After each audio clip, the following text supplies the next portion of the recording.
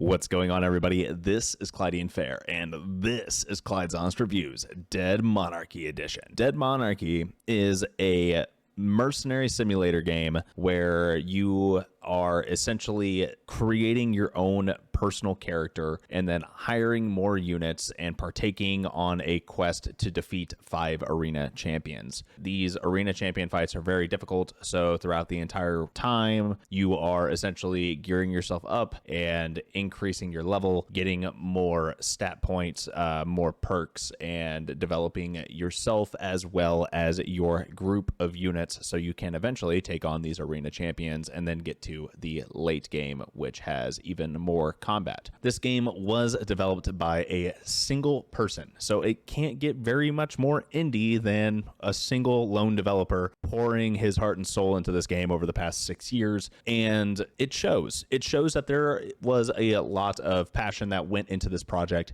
and it really does have great mechanics. That being said, though, the graphics are on par with something similar to Mount & Blade Warband, so that is a little dated, but when you have a one-man shop and you've been working on something for 6 years, graphics aren't really a priority. Shoot, other games in this genre are running pixel graphics, and honestly, I mean, to me, I don't need flashy graphics in order for things to look good and to feel good, and this game looks and feels good for what it is. That being said, though, this game does have a little bit of roughness to it. It's not as finely polished as you would see from other bigger gaming developers and companies, but also you have to take that with a grain of salt. Once again, this is a game created by a single developer, so you have to keep that in the back of your mind when you are playing this game. I have found only a couple of small bugs that were somewhat detrimental, but they have already been patched out and addressed by the developer. The developers actively partaking in community feedback and adding in updates to the game, and also taking down notes and learning from this game to create future games, which I think is awesome because it shows that this is a developer that's not trying to, do a cash grab or anything like that. He actually cares about the quality of the games that he puts out, and he's actively working on making future titles, which I think is awesome. So besides that really brief overview, let's actually start digging into the specifics of this game. First off, the game feels a little empty, and there are some notes on the community boards and whatnot where the developer is planning on adding in overworld roaming mobs, but for the most part, as of right now, everything is either based off of event triggers, which happen every in-game hour, or they are off of point of interests on the map where you walk into a POI and you fight, and that's essentially the core gameplay loop. So if you're looking for major maneuvering overworld fights similar to Mount & Blade Warband or Bannerlord, where you're actively trying to run away from enemy units or chase down enemy units, this is not the game for you, and it may become the game for you in the future, but as of right now, this is not it. But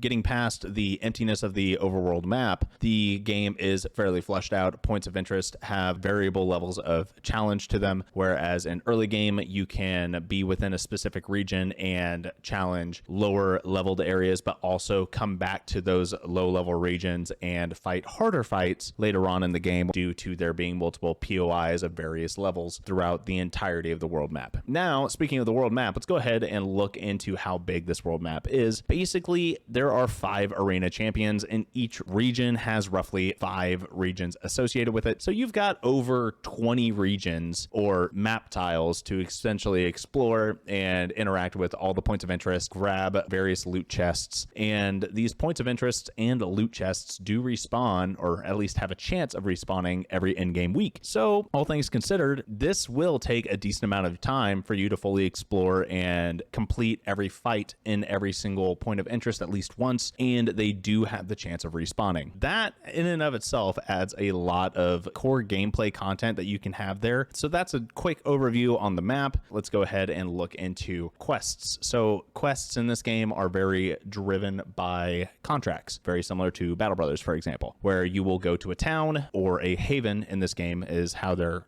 labeled, and you will essentially go talk to the village village elder, and then grab a contract based off of varying difficulties and different types of contracts. And it is up to the player to decide which one they want to pick, and you can only have one contract active at a time. However, you are able to quickly go through multiple contracts within a day, depending on how quickly you're able to get all of the items for a fetch contract, or how quickly you are able to get to a point of interest and clear it out and then return to the village for a raid contract. All these contracts will then increase your affinity as well as give you money, so you are able to, pay your units and hire new units, repair your gear, heal your units, buy gear.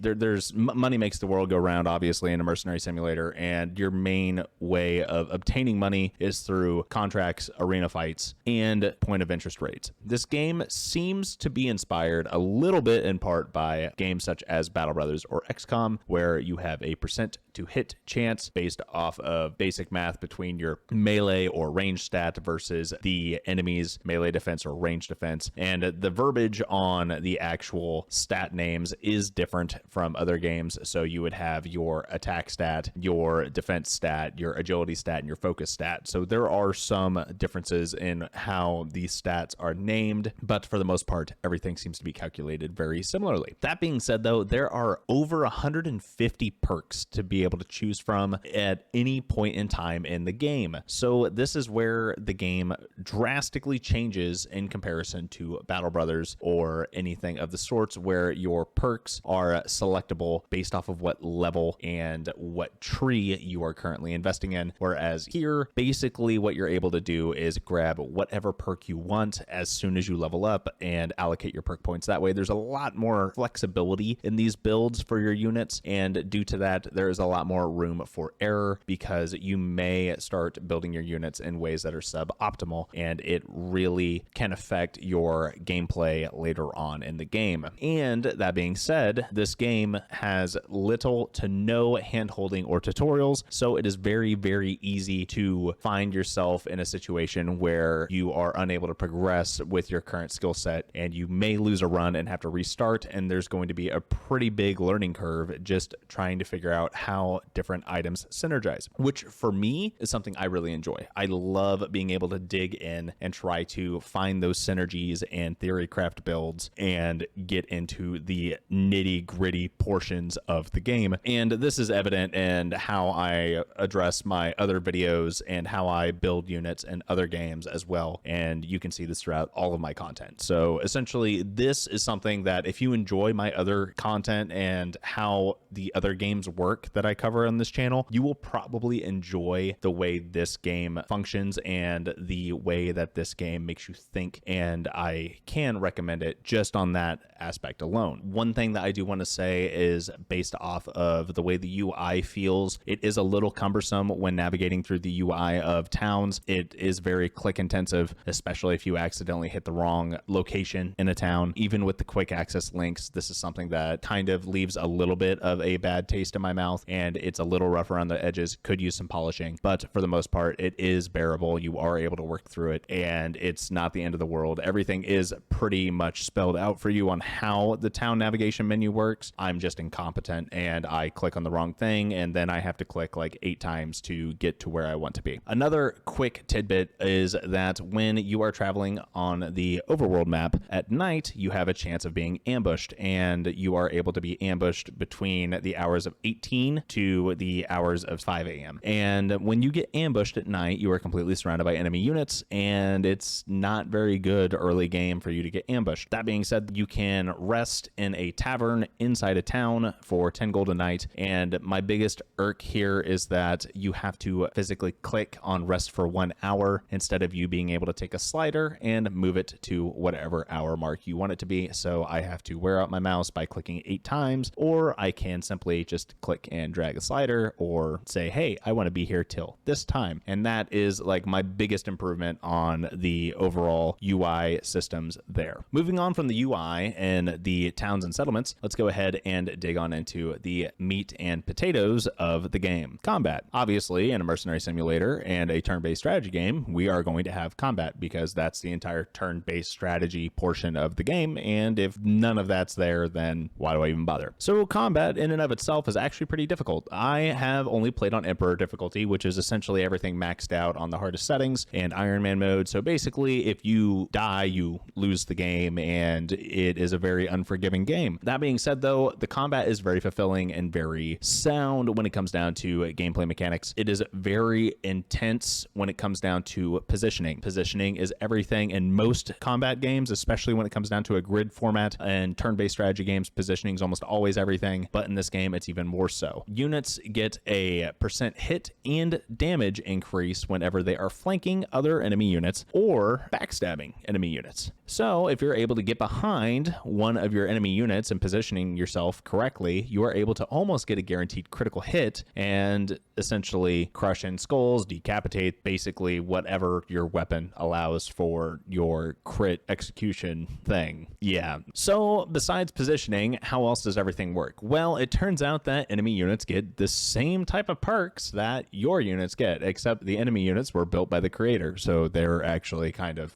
strong. So as you fight higher and higher leveled enemy units, they have better perks, they have better abilities, and they are actively harder to kill because they are tankier as well as deal more damage. And there's multiple different ways for you to attack enemy units. You can do a wild strike, which will bypass enemy defense abilities, or you can use a standard hit, which has an actual better hit chance, but it doesn't bypass enemy defense. So essentially, there is going to be a lot longer fights just due to the RNG of being able to hit enemy units and for enemy units to be able to hit you. And I highly recommend making sure that you invest in not only damage like most games, but you really want to invest in defensive abilities early on so you can actually survive these fights long enough for you to level up. And that's kind of the core concept of what I've taken away so far. Now, that being said, though, I only have about 60 hours in the game, and I've definitely haven't mastered this game by any means yet. I haven't completed a full playthrough of it yet, at least at the moment of me recording this video, and I am doing a live stream playthrough of this game as well, where you will see me fail miserably on Emperor difficulty quite a few times. But all in all, I have 60 hours in the game, and the game is actually not that expensive. The game's only $10 on Steam, and I have over 60 hours in the game. I still haven't even finished the main quest line. I haven't even beaten a single arena champion yet in my 60 hours of gameplay. Now, that's partially due to me restarting and wanting to min-max a little bit more, and it's also due to me starting out on Emperor difficulty instead of, the normal difficulty like